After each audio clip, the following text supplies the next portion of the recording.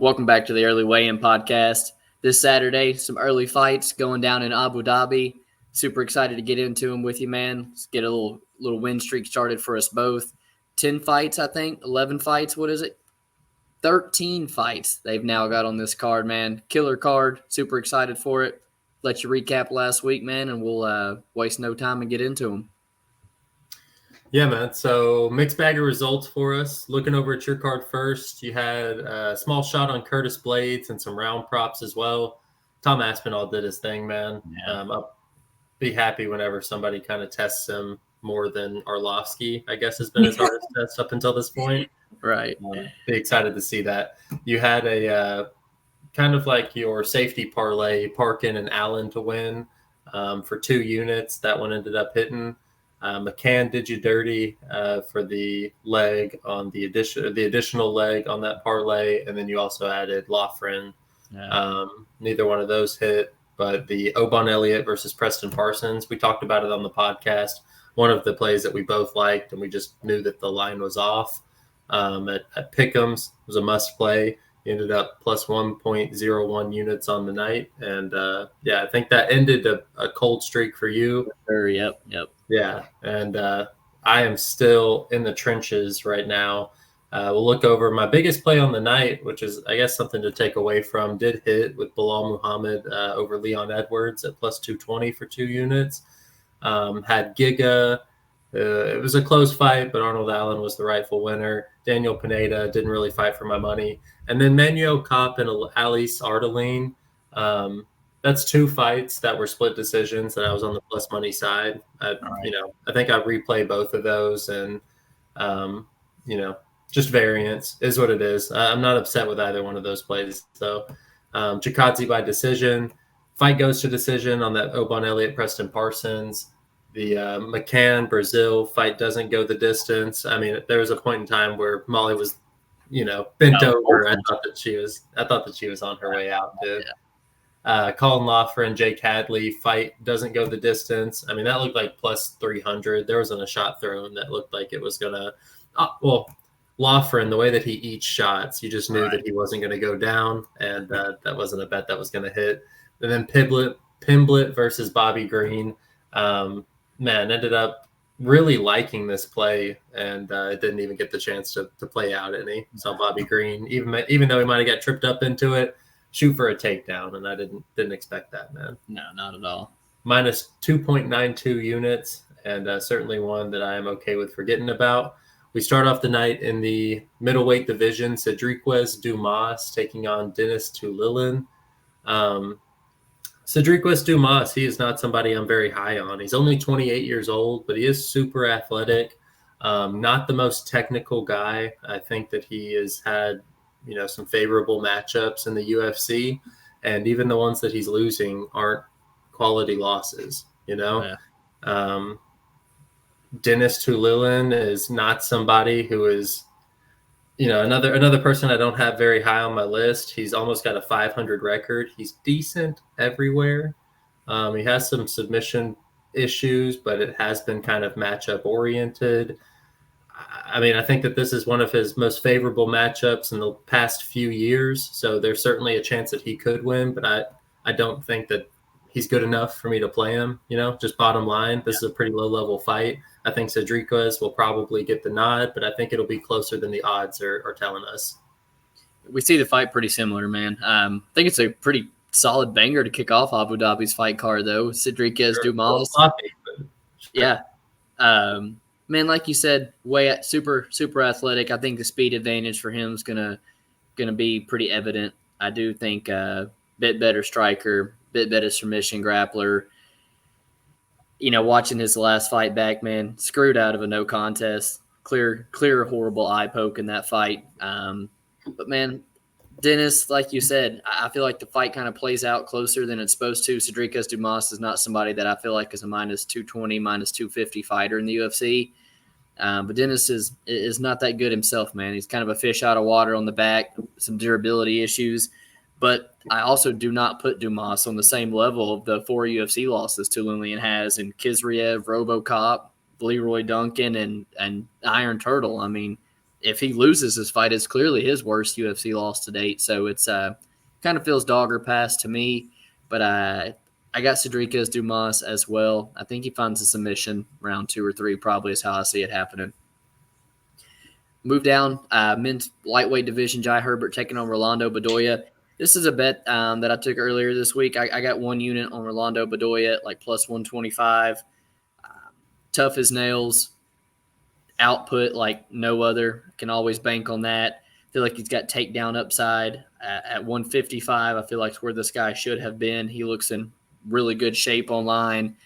And at the end of the day, fading the chin of Jai Herbert at plus money, I don't think it's a bad idea. You know, they were just fighting in England last week. He didn't get put on that card. I thought that was something to note about him here.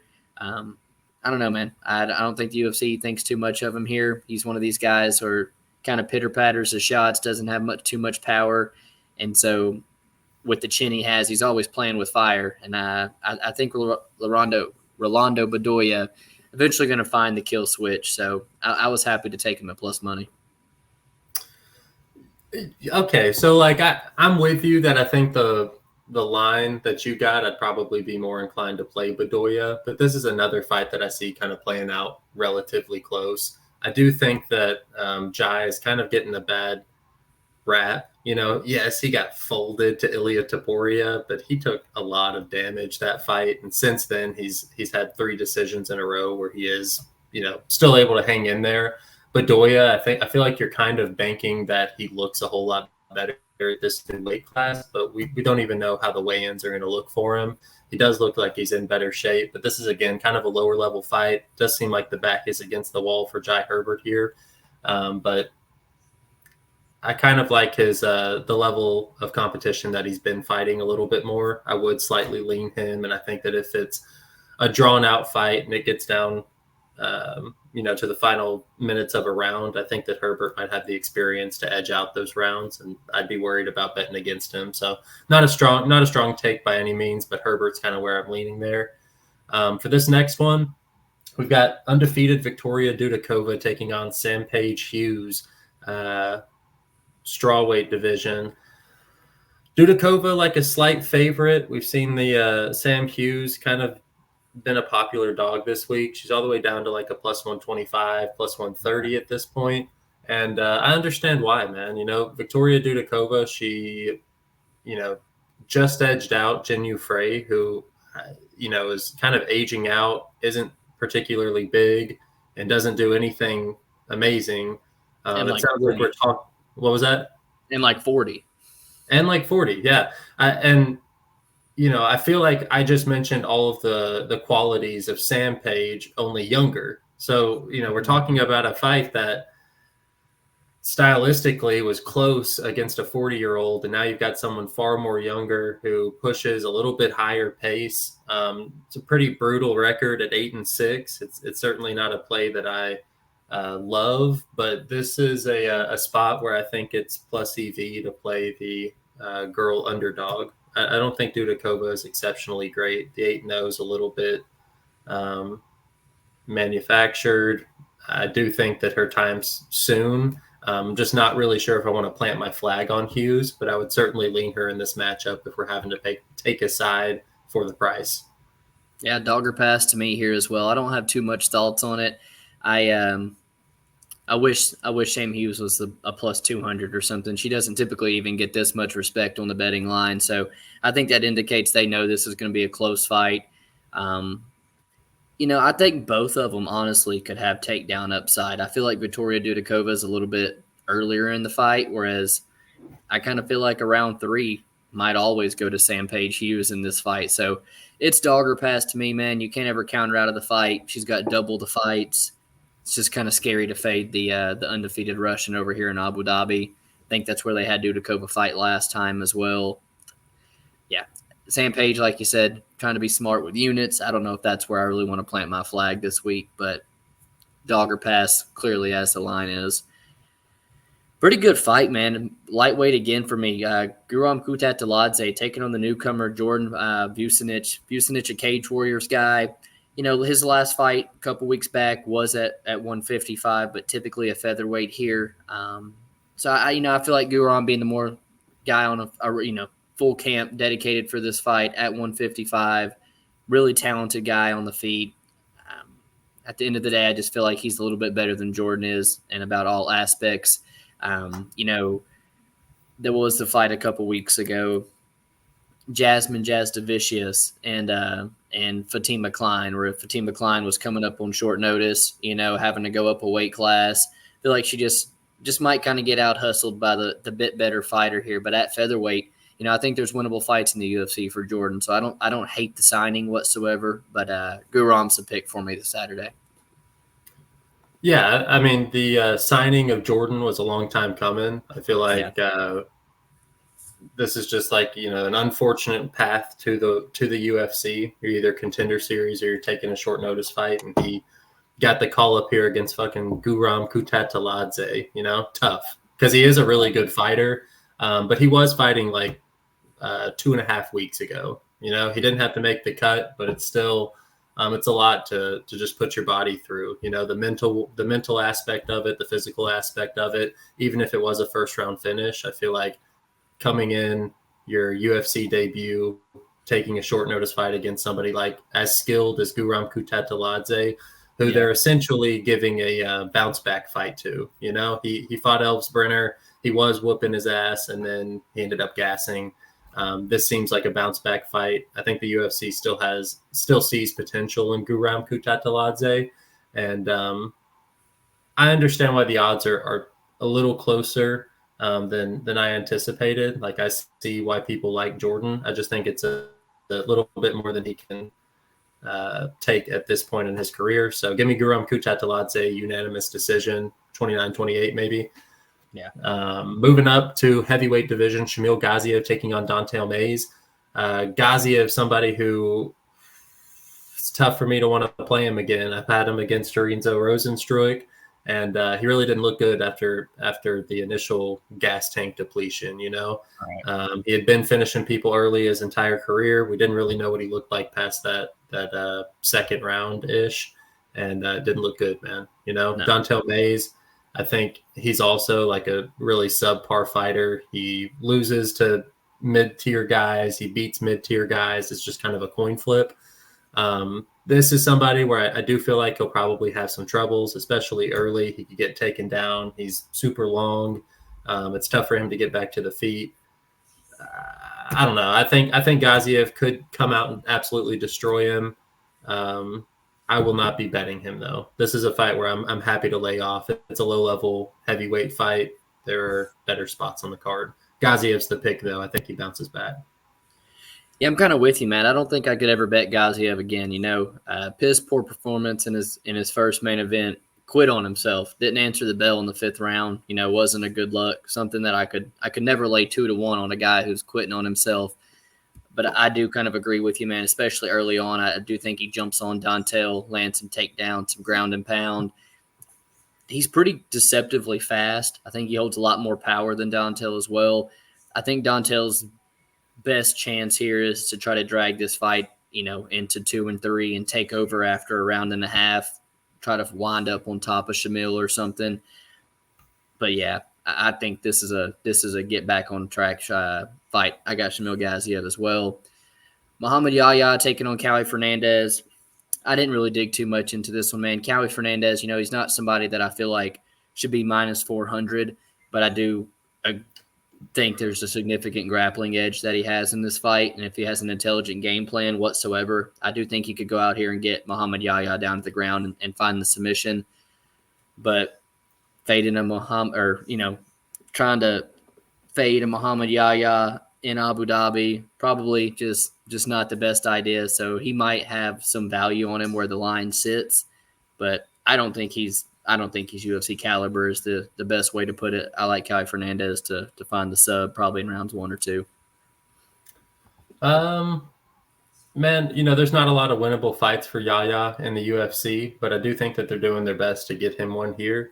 Fernandes, nothing special by any means. I think he's pretty low volume, and if he doesn't get the fight to the mat, I think that there's a decent chance that he, loses a close fight on the feet. I'm like you said, like he's just not proven enough to me to want to lay this type of price tag on him. And I think narrative-wise, it'd be wise not to fade Yahya here for a juiced price tag. So layoff fight for me, depending on how they look in face-offs and some more stuff that comes to light over the course of the week. I could find myself on Yahya. I actually love betting on hometown dudes whenever we have cards like this. So, Fernandes for me, slight lean, but I don't think the price tag's there. Right. Moving up to the prelim headliner in the light heavyweight division, Alonzo Menifield taking on Azamat Murzakonov. Man, this is a weird one for me. I like Alonzo Menifield. I bet him as a dog a couple of times. And Murzakonov, it seems like his days are numbered. I know he's 13-0, but he's super undersized for the division. And he's kind of walking into a tank here. Man, it's just one of these things where if Murzakonov isn't able to mix in his grappling, get some top control, if he's standing on the feet, he's playing with fire with Alonzo Menifield. He only needs one.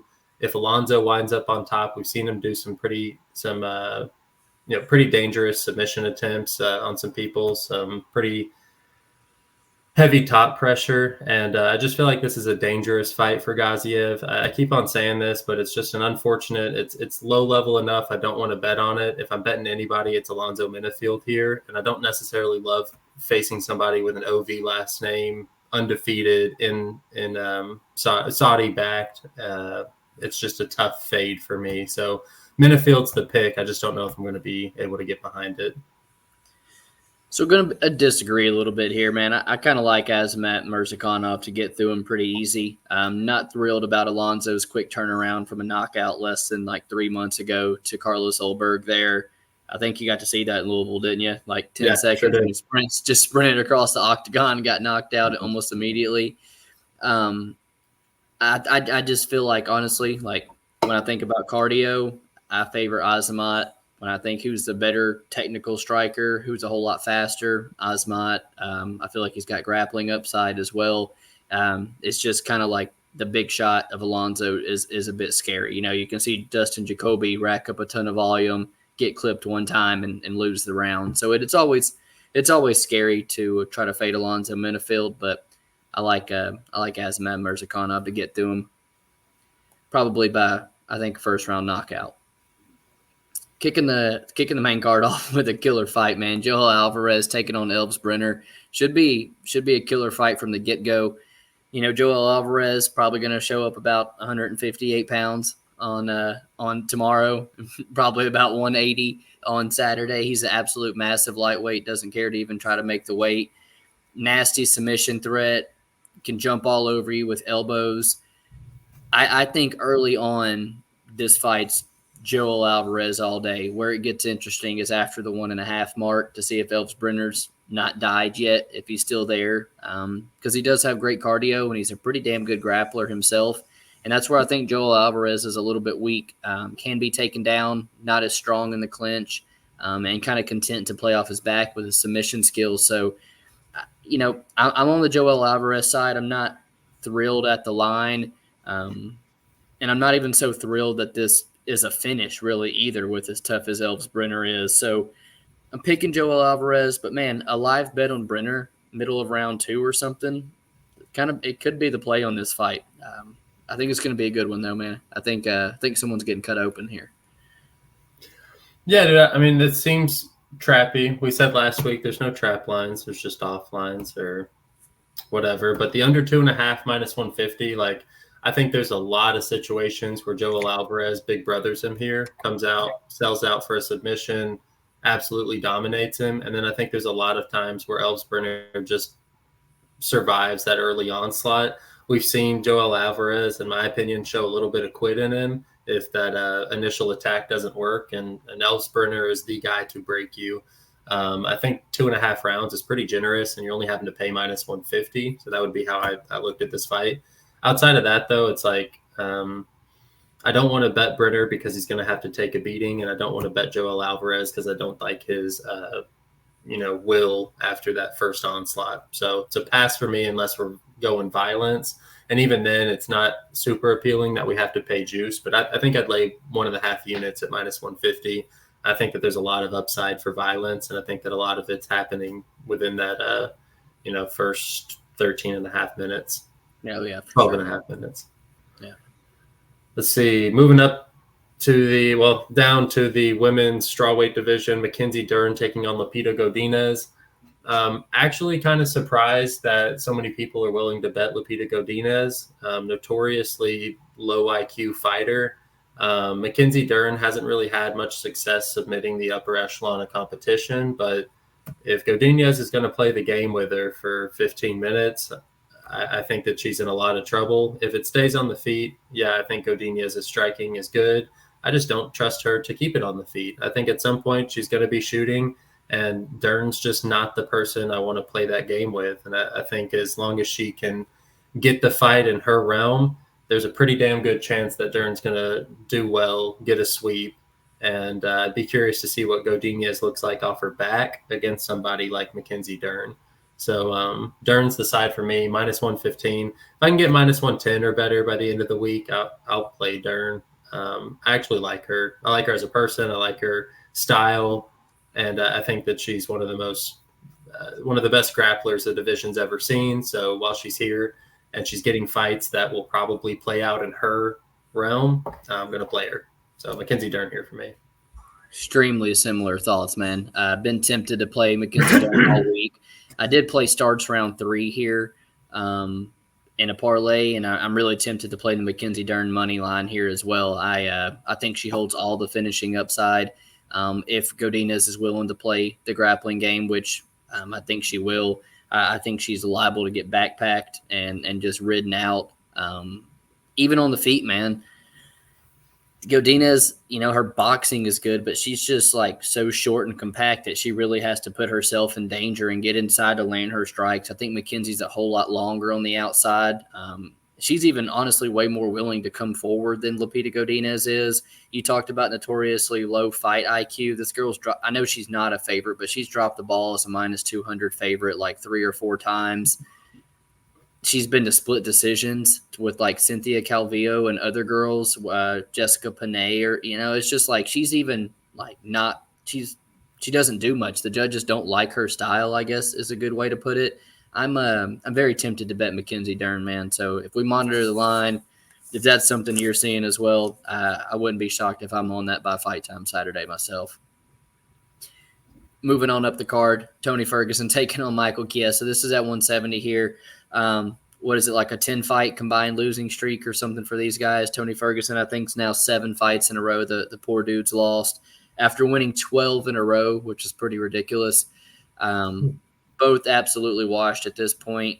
I think Michael Chiesa is deserving of a massive favorite in this fight, but it might have gotten out of hand. But when I've seen Tony grappled the way he's been grappled, submitted by guys like Bobby Green, Michael Chiesa has real potential to make the fight look pretty easy if he wants to.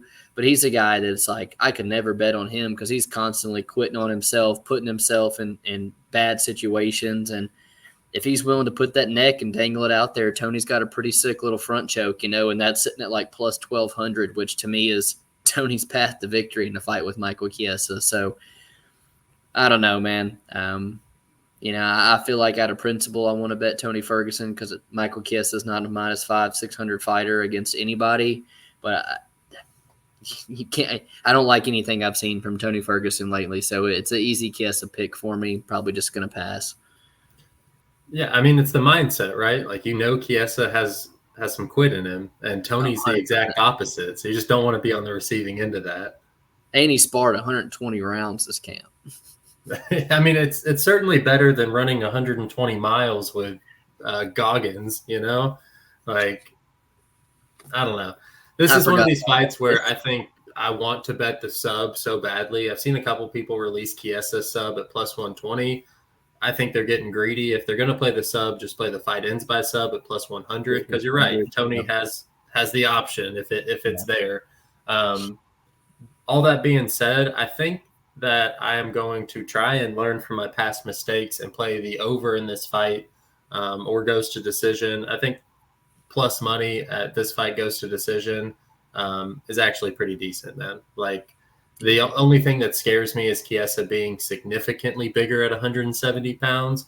But even then, I think Tony Ferguson scrambling is good enough now, or still, and has enough cardio that if he can withstand like that early submission attempt from Chiesa, we're just going to see a lot of stalled positions and the fight just draw out to a decision. So over for me is the way that I'd play this fight. I don't think I want to take a leap of faith on Tony Ferguson at this point. So just an over for me. Chiesa is who I think gets the nod. Moving to the bantamweight division, Marlon Chito Vera taking on Davison Figueiredo. Let's see these odds real quick. Let's see. Okay, so Figgy minus 142.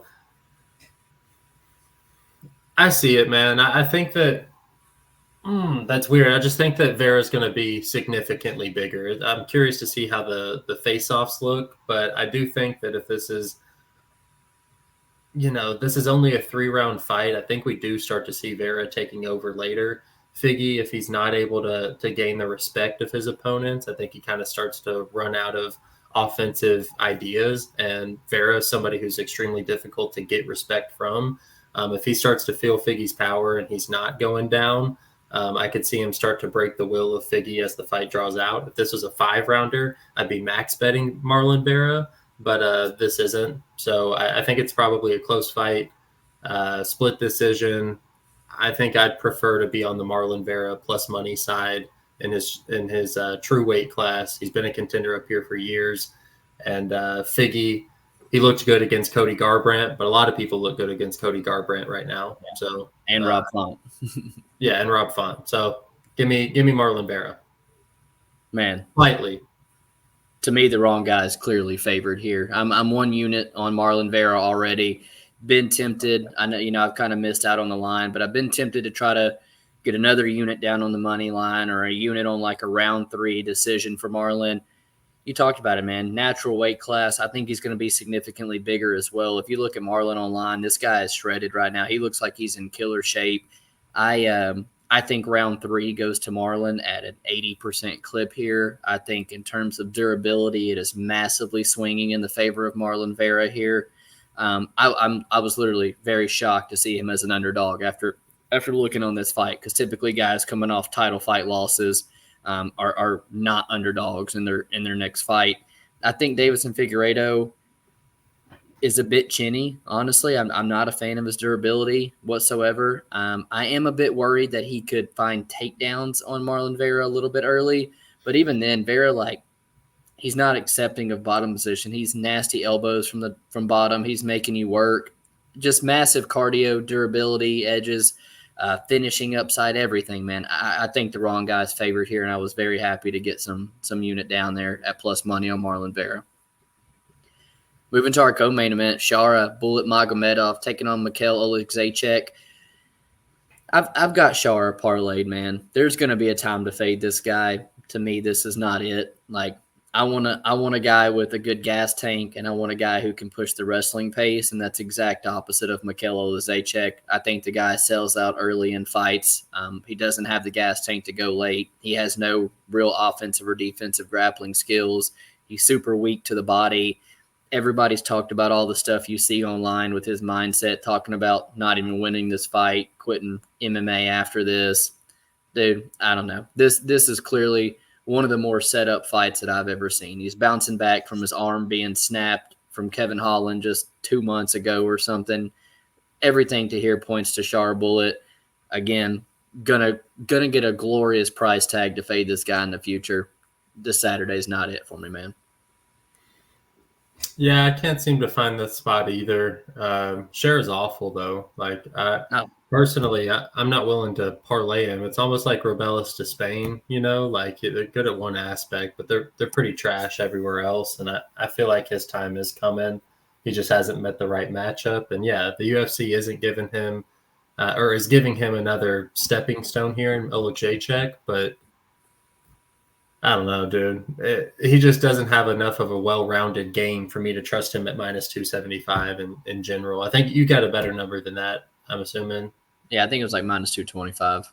So, yeah, I mean, a little bit better, but still, as we approach this minus 300 range, there's no way I can justify it, even in a parlay. And even though this is a complete setup fight for me or for him, it's just it takes one takedown for him to look like the fish out of water that he is and get exposed. Hopefully it doesn't happen this weekend. And like you said, we get a good price tag on somebody who's any decent, But yeah, for this weekend, Magomedov, I think that probably hits.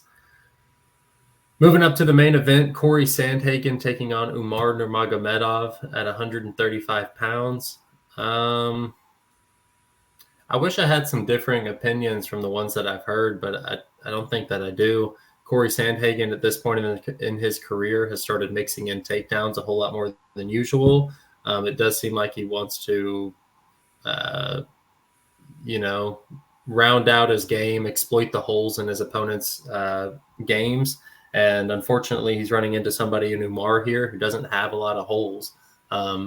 Best case scenario for Cory Sandhagen is this is a 5-round striking match, and maybe he can get some knockdowns or something like that. But I think that he's probably going to get out volumed. He's probably at a reach disadvantage.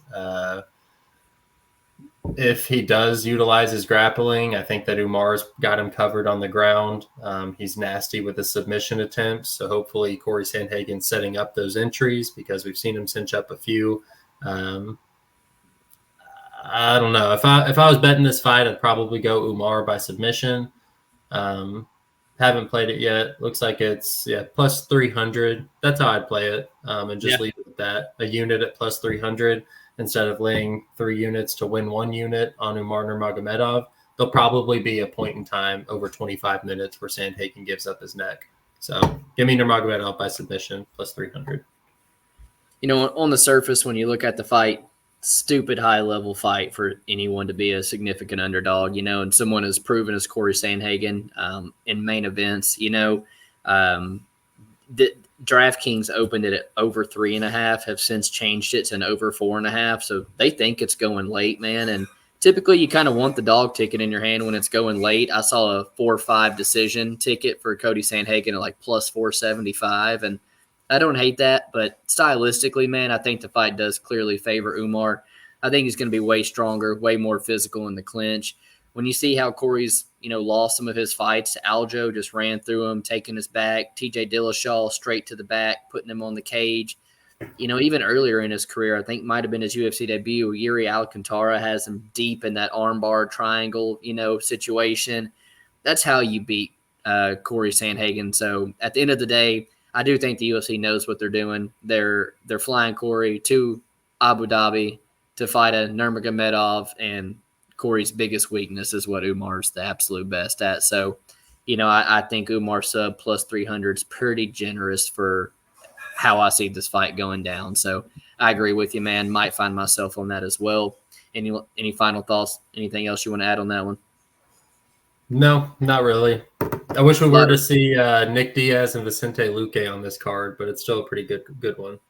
Yeah, still a good card, but we all knew Nick Diaz wasn't flying out to Abu Dhabi. Yeah, right. Surprised SD Dumas is, Oh, I know, but hey, when you're offered Denis to get back on track, you got to say yes to that. Not many easier fights. You take a tea break for a week if you get to fight Denis Tiuliulin for sure. 100%. That's all 13 fights going down. Remember, it's like 11 a.m. Central start time. Super excited for some early fights. Do us a favor, like, subscribe, comment below. We'll see you guys next week. Peace.